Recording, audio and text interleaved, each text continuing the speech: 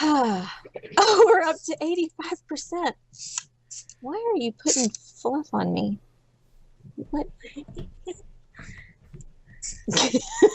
When you want to interrupt the show, but you don't want to be seen. Which is what I've been doing this entire time. Oh my gosh, really? Oh. We may as well just start discussing topics because I don't know how this is going to get any better. Yeah, I don't know what's happening right now. Honestly, I think we've completely lost. I think we've completely lost the plot. No, I could And literally you wonder why I'm always like out of my mind. This is why. This is why. Well, you see, that presumes that you're in your mind to begin with.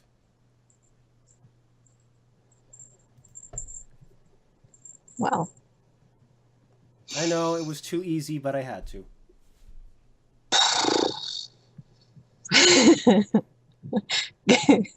good evening or day, and welcome to Nerd Rage. Episode 173. I wanted to start an hour and a half ago, but someone was late, and then everything happened in her house at once. You're probably going to see a bunch of that, either at the end of this video, or in its own separate video. I'm not sure fill many videos with the insanity that is my normal life at home. It's rather remarkable, actually. It's rather remarkable, really, the fact that that for like the past 2 weeks, this is the third one now, I guess, I've gotten so much insight into her home life because of everything that happens before and after the show. And like, I don't understand how this never happens during the live show, but it's a trip, I'll tell you that right now. It's a trip. Well, I mean, when we were doing the show live, I was either sitting on my bed with a wall behind me or sitting at my kitchen table with a wall behind me. As kid walks through frame with cats. No.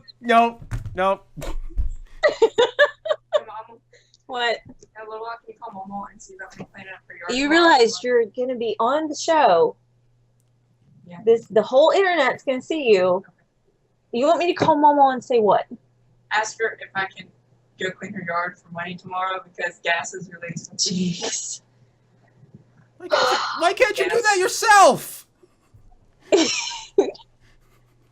Go to your room. And thank you for your interest.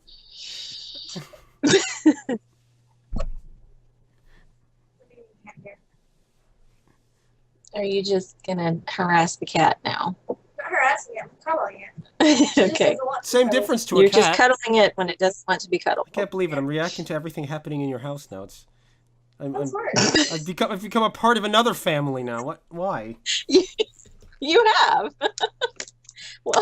Welcome to my crazy life. And it's, again, trial by fire. Anyway, right. Yeah. You can't see my face right now, of course, but let's just say that it's yeah.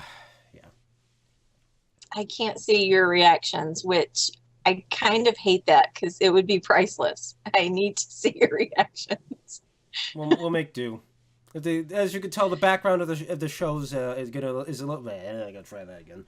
The layout of the show looks a little different right now because her internet connection's kind of partially preoccupied, so it means that her receiving video from me, and in fact my upload speed is pitiful. Her receiving video for me is not great. So that she can hear me more or less properly, that's basically Mostly. why. That's basically why everything looks like this right now. I think it should work. I just had to take that one image that Nathaniel made and apply Gaussian blur to it, and that's going to be the background because our videos are going to be smaller than the actual full size of the frame. As I wave my arms around like an idiot. Anyway. Symbolizing the frame, I mean. This is... Well, okay. Doesn't matter. It doesn't matter. Okay, so anyway, Nerd Rage 173. What in the world were we going to discuss today? Geez. 1 second. You started to say something. It was my turn to be interrupted. It was my turn to be interrupted, that was all. What are we discussing today?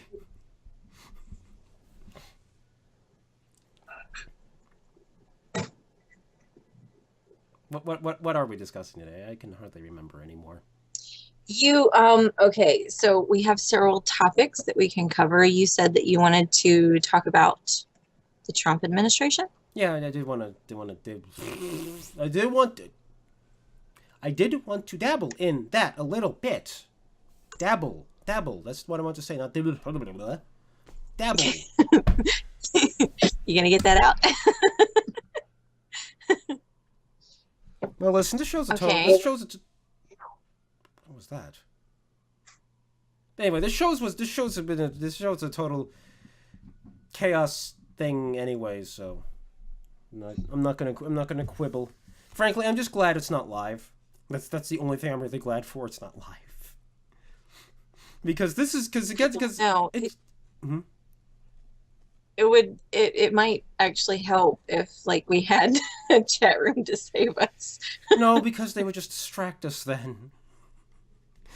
No offense, Yeah. everyone who was in the chat, who was regularly in our chat room, but you were pretty distracting. They would probably be like encouraging the kids in their sort of sabotage. Case in point. Anyway, all right. So I did want to talk a little bit about the Trump administration. I mean, we haven't really been talking super much about current politics overall. Last week was just pure nerdery. Yeah. It was nice. Kind of so by accident. I guess It was kind of by Yeah. accident too. Like we were not intending it was that. entirely by accident because we had no pre-planned topics. And it just kind of grew organically out of the fact that we are giant dorks. Anyway, I hear whispers. Is it the whispers of the damned? She's asking about her her pony app that's like draining all of my connection speed to update. It's not done yet. It's at 91. Oh, this is gonna be an adventure. Anyway, yeah, but Trump administration. Not 100% sure where I actually want to go. Not 100. I'm just kind of fiddling with something in my hands, and I just dropped it and startled me. Anyway, that's fine. I'm not 100% sure what I want to talk about because there's like a million ways you could talk about it. But I think that the thing that's really kind of sticking out to me currently is the media coverage, and the fact that it is so overbearingly negative towards him. I mean, bear in mind, I'm still not really a Donald Trump fan in any way, shape, or form. Though I will say that at least in terms of his overall bearing, leaving aside the fact that he still tweets, I think that he behaves a lot more presidentially than I would have expected. Like, he does come across as relatively well composed and, and focused. So I gotta give credit where that's due. I still wish he didn't, use his Twitter account, but, you take what you can get when you get the candidate you really didn't want. Yeah, I was just in kind of a wait and see with him. It's been interesting seeing a lot of, tweets and posts and, quote unquote journalism juxtapose as far as what he's doing and what Obama did, and how, situations that are almost entirely the same were, just wonderful with Obama, and now it's like the worst thing ever.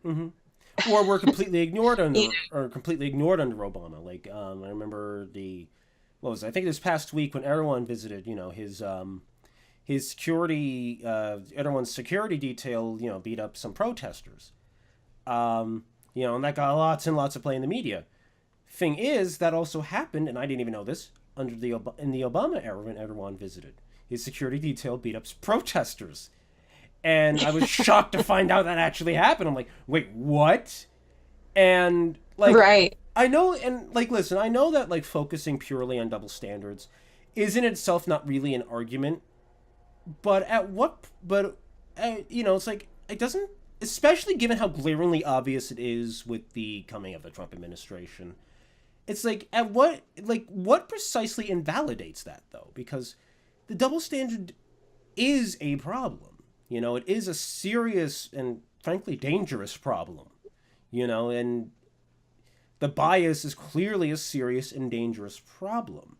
In no small part because what the media is doing now is they're trying to make stories. They're trying to make hay out of this whole Russia deal. This whole Russia, Trump colluded with the Russians. Incidentally, am I the only one who misses when the left used to love the Russians? I mean, sure, they were Soviets and murdered millions of people, but at least then they weren't complaining about the Russians 24/7 like some sort of boogeyman that they accused the right of always complaining Right. about. I keep thinking about, after Obama's second, when he was reelected to office, and he was caught, on a hot mic saying that he would have more flexibility. Mm-hmm. That Yeah, he said was that during the election season, I think September or something. lots of outrage from the right, and the mainstream media was just sort of poo-pooing the whole thing, like, Mhm. oh, you reactionary, hysterical people, just let it go. Mm-hmm. It doesn't mean anything. And now, like, everything, the slightest little connection to Russia in any way is just like, it's just what are they hiding? What kind of collusion is going on here? And I mean, it's just crazy. I mean, bear in mind, there could be something there, but after how many months and not a shred of evidence has been produced? I mean, really? Mm-hmm. Not a shred of concrete evidence. Circumstantial, yes, there's plenty, but it's circumstantial. So, there's nothing you can do with that. And let's be honest, I mean, this is kind of juxtaposed against the fact that the media tried to, shoot and bury the whole Hillary Clinton scandal. Scandals, all 3,000 of them. Yeah. From the emails, all the way down to the fact that everyone always got this sneaking suspicion that she was hiding some potentially serious health problems. Potentially serious health problems.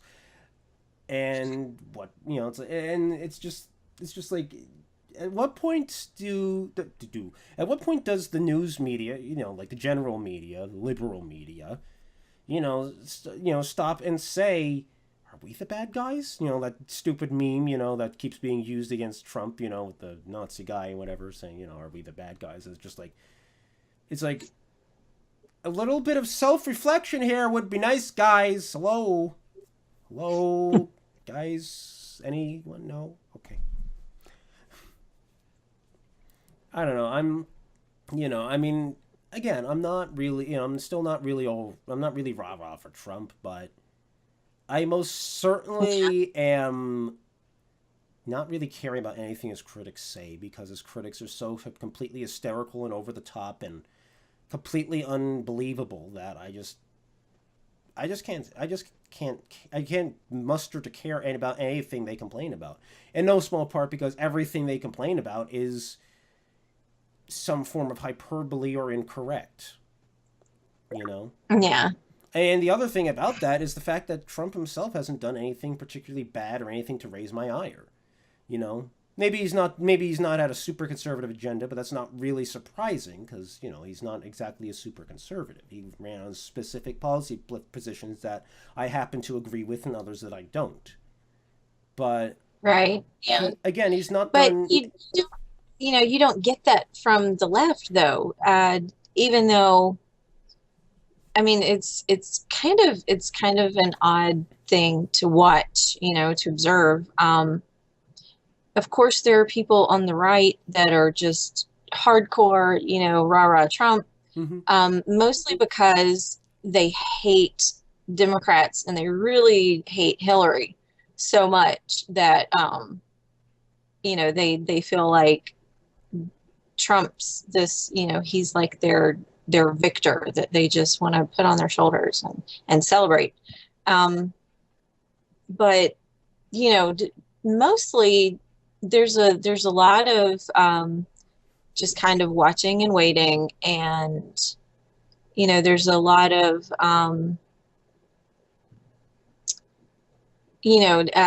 sort of, there's still a heck of a lot of criticism on the right that almost mirrors what you hear on the left. Though I don't hear There's nearly like as that much of it. really, well, there's that hardcore never Trump crowd that just tears into every little thing as if it's the worst thing ever. And it really is reactionary and hysterical. But for the most part, like you said, it's kind of measured. It's sort of, I like some things, I don't like some things, agree with this, disagree with that. But on the left, And none of that, but they it's aren't as vocal, especially as they were like during the election season. Like that Never Trump crowd isn't as vocal as it used to be. Like they're not like going with the flow, but they're also not like being completely obnoxious about their the kind of Never Trumpism. They're not rising to the surface constantly, unlike the left. right. Yeah. Well, I think maybe watching a lot of this just, complete histrionics that you see from the left. That's the word I always forget, histrionics. I think it kind of quieted some of the Never Trumpers because, they started to notice that and realize I kind of sounded like that sometimes. Plus when you have, another group that's acting out and to that degree, it can sort of create like a whiplash effect. So they kind of reined it in, but it's still out there. Just like the hardcore Trump is the greatest, make America great again, hoorah, USA, USA, USA, sort of nationalist crowd. You always have like your really loud fringes. Yeah. But yeah, I do think that the complete hysteria from leftist protesters and just in general from left biased media, because the media, like you said, is creating the stories. They're not reporting so much as they are creating a story that they want to tell. They're setting a narrative. And yeah, there's a contingent of left-leaning voters who are kind of beginning to back away from the not necessarily the Democrat Party, although I think that it's going to be inevitable that they'll lose some people. But just from activist liberalism, they're really kind of getting away from it because they understand that none of this, a lot of this is just sort of made up, and it makes them look unhinged, and they don't want to be associated with it.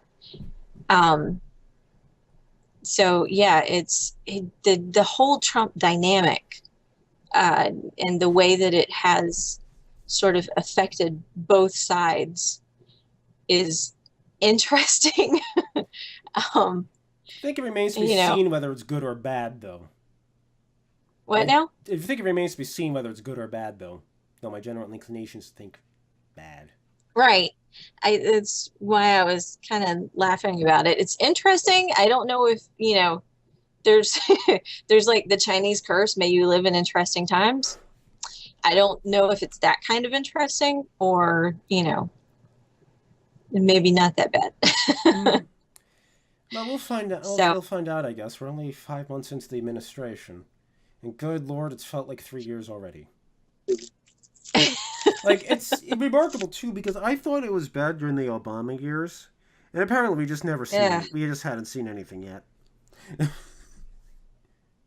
It's I am like completely sick of just the extreme bias in reporting. Mm-hmm. I remember a study. Can't remember where the study came from, but I heard the report earlier on Fox. That like the reporting on the major news networks and the major left leaning networks, like their reports were like in the 90%, 90%, like 93, 97% negative regarding the Trump administration. That Mm-hmm. is a remarkable number because that even Yeah. exceeds like the percentage of positive stories they put out for the Obama administration, which I think kind of always clocked in around 70 to 85% positive, I think it was. Yeah, and that's managed to exceed that, and that's both remarkable and disturbing. It's very disturbing. It is very, very disturbing. Something else that's disturbing and really aggravating that I've noticed, you can no longer escape the Trump hate. Mm-hmm. I, you know, I follow a bunch of different sites. There have been just animal sites, like cat lovers Yeah. pages that just would post stuff that's, extremely, biased against Trump. Some of the sort of literary type pages that are just supposed to post about, everything from poems and stories to words and definitions and, just really non-political stuff are posting very anti-Trump Yeah. stuff. It's sites like The Nerdist, Mm-hmm. it's all like pop culture nerd type news and updates, and it's heavily anti-Trump. Yeah, I think I was telling you And back maybe like you in. said, it's not even that I'm a Trump fan, but being bombarded with that has gotten really, really old. Yeah, because I'm having suffering the same problem in my own social media feeds, from people that like, and not from bigger or meme sites or any sites or accounts. I mean, but from people I know, like people who are more liberal leaning on my Facebook page, for example, are constantly posting anti-Trump stuff, and it's like okay, listen, I know that I spend most of my time on Facebook posting articles and the like that are like kind of politically or socially minded, but I rarely try to. The thing about me is that I rarely try to post negative things, like overtly negative things. Yeah. Like they might have like a perspective opinions that note negative things, but I don't try to post things that are just purely about hating on the left or on Donald Trump. Right. I'm gonna, Yeah. it's going to have some sort of counter argument in it or something. That's why you see a lot of stuff I post on, like, say, Mark Stein or something. Not only that, but Mark Stein's kind of funny. Yeah. But the amount of like overt Trump hate I've seen on my Facebook feed, or on my Twitter feed, even from people who I follow because they play Final Fantasy 11 or 11, 14 even. 11 was the old game, but the just the amount of like anti-Trump stuff like they tweet and retweet, and I'm just sitting here thinking, like, this is not why I followed you. This is not really why I friended you, and it's not that it's not even like I disagree that they have an opinion. I dislike how like virulent they are, like how nasty they are about about the opinion they're expressing.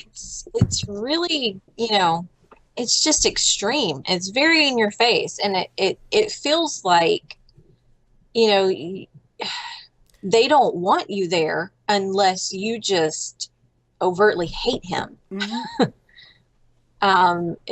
And that's how it is with a lot of the sites that I have, unfollowed and unsubscribed from, and just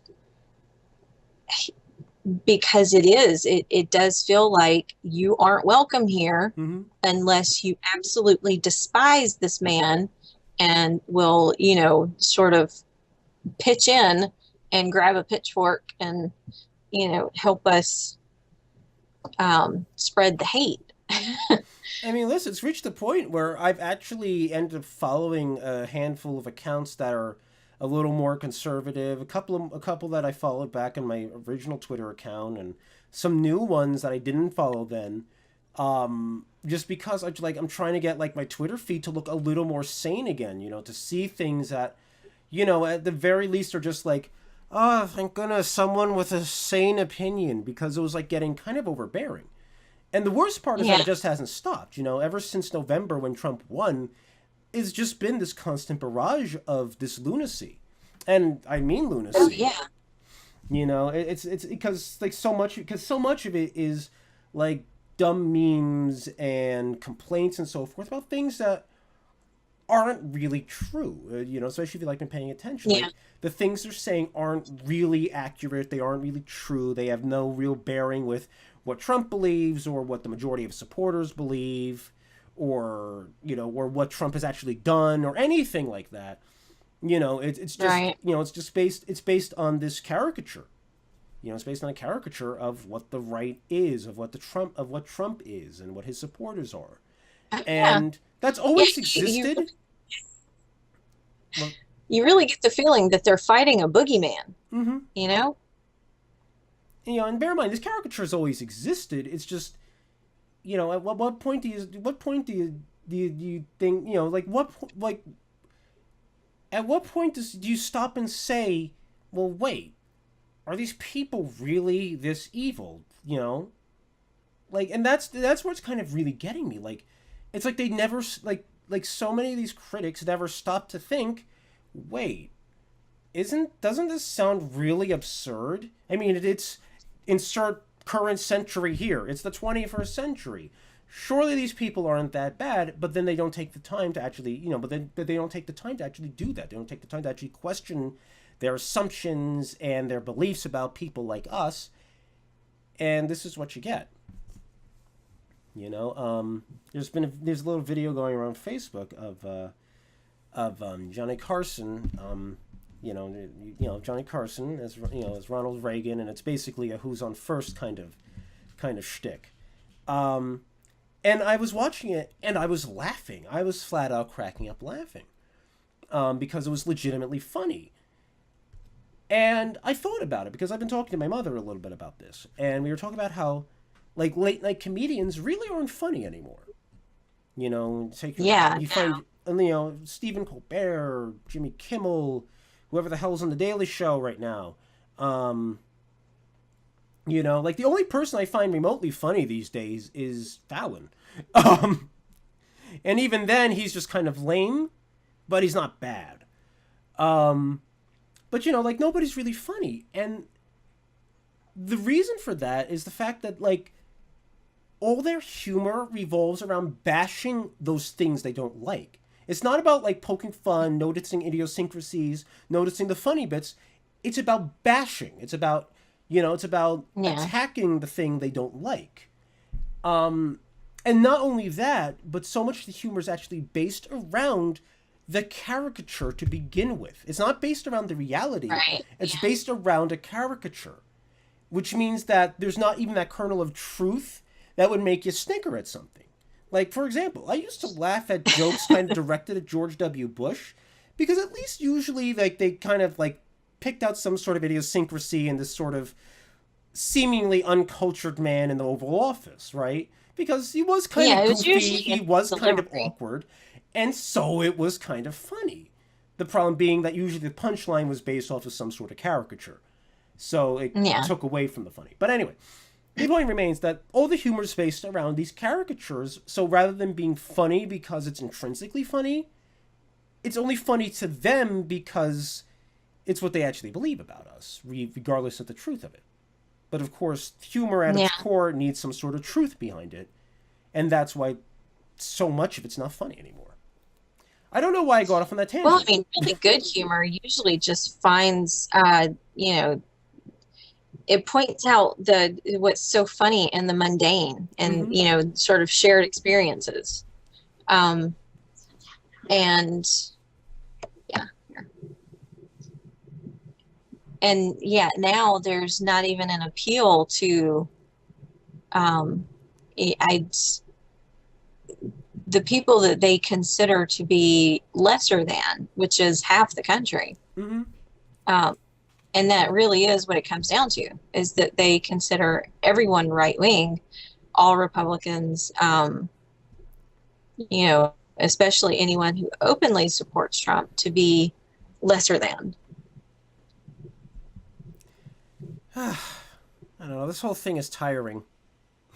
This whole situation we're in right now is tiring. I It mean, we just. really is. I mean, we haven't really talked about it kind of this much in a while, but at the end of the day, it's really very exhausting. It might probably is the reason that we've kind of managed to avoid it. Not only that, but The Walking Dead, made it pretty easy. Yeah. I mean, well, I mean, that's why I followed so many of these other, pages and sites and celebrities and, to get away from the nastiness of the campaign season. And as soon as Trump was elected, it all kind of became, just bash, bash, bash, bash, bash on Trump, even if politics had nothing to do with, their stated goals and purpose. Mm-hmm. I was, there's an actress that I'd followed on Instagram, and the other day I was scrolling through, and it was like a picture of her kid, and she's talking about, how, when everything's kind of got you down, I can look at you and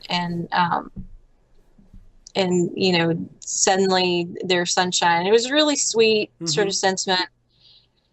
And then like this army of hashtags, and of course she hashtags everything with like F Trump and this and that and the other. I'm like, how is this relevant? You can't even talk about how much you love your child without hating on the president. I mean, that's a special kind of, Yeah. I kind of have the same problem too, where it's, even for some people who don't like go around overtly talking about politics, say on Twitter being particularly notorious for this.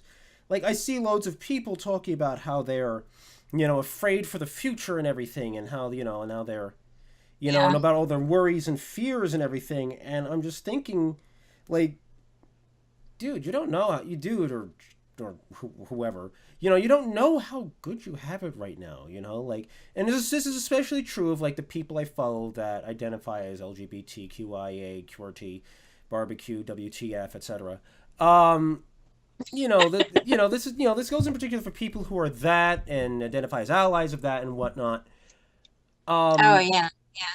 And it's like they're constantly talking about this sort of thing, like Donald Trump for some reason, or Mike Pence, who has literally no effective power. What did Pence ever do to get so much hate? Be a conservative. I know I brought up the Notre Dame walkout earlier. Oh yeah! Wow, I forgot about that. I was thinking about it like 10 minutes ago, and then I forgot about it. And wow, I just managed to accidentally segue into it. Yeah, because like, what the heck did Pence ever do to anybody? Yeah, I mean, he's just this nice, mild-mannered, conservative Christian, but apparently he's the devil incarnate to the left that doesn't believe in the devil until Mike Pence walked onto stage. Because I noticed that some of the people walking out had like the gay pride flag, and I was like, really, I'm honestly just kind of flabbergasted. I mean, there's also this like all this obvious disrespect in the middle of these kinds of speeches too is also just ridiculous and embarrassing and pathetic. It was Mark Stein who Mark Stein pointed out the other day that it's that there's really not that much difference these days between the left and. In fact, I gotta check this article again because there's a bunch of relevant details in it. But there's not that much difference these days between the left and the Charlie Hebdo killers. Because for both of them, argument doesn't really matter. They'd rather shut you up than actually debate. You know, and Yeah. sometimes it even reaches the That's a point. huge problem on college campuses these days. Is it's on and to hear a dissenting view. You know, they just it's almost like they have an inability without becoming violent. Mm-hmm. Wow, your Or, connection quality just dropped you know, significantly. Like, and I can understand you, but wow, that just dropped. I don't think it's entirely related to me opening my browser real quick. Anyway, hopefully that will stabilize in a hopefully it'll stabilize in a second. close your tabs. But anyway, it was an article he wrote though about the poisoning of Robert Spencer. Robert Spencer being noted for speaking out about radical Islam and pointing out that the Islamification of Europe is not really a good thing. And he was poisoned in Reykjavik, in Iceland. And, you know, he was poisoned by a leftist there. And it's really kind of, you know, it's really kind of disturbing that they think that these sorts of tactics are okay. You know, just like these Antifa people, you know, and their idea that you just punch a fascist or punch a Nazi or whatever the hell it was. I can't remember. You know, that whole notion. And it's just like, they've reached a point where they think that they can just openly attack people, if not disrespect them, just flat out attack them. And that's more than a little unsettling. Because if you really think about it, you and me, we're the sort of people they would attack. Yep. I really worry about my kids going to college. I really, really worry about that. Mm-hmm. And that's, you know, it's becoming a more and more immediate concern, because Yeah, it's I sort of know that restabilized. I know that it's inevitable that they're going to be put in a situation where, you know, if they don't accept and embrace some form of leftist ideology, that it will be used, you know, to hurt them in some way with their, you know, with regard to their grades, or, you know, their opportunities. And I hate that, you know, we've allowed our universities to sort of become havens for really sort of fascist behavior, where you know it's not just that different points of view are argued, but that opposing points of view are shut down completely. Yep. You know, through fear tactics. Who would have ever thought that college campuses would become bastions of intolerance?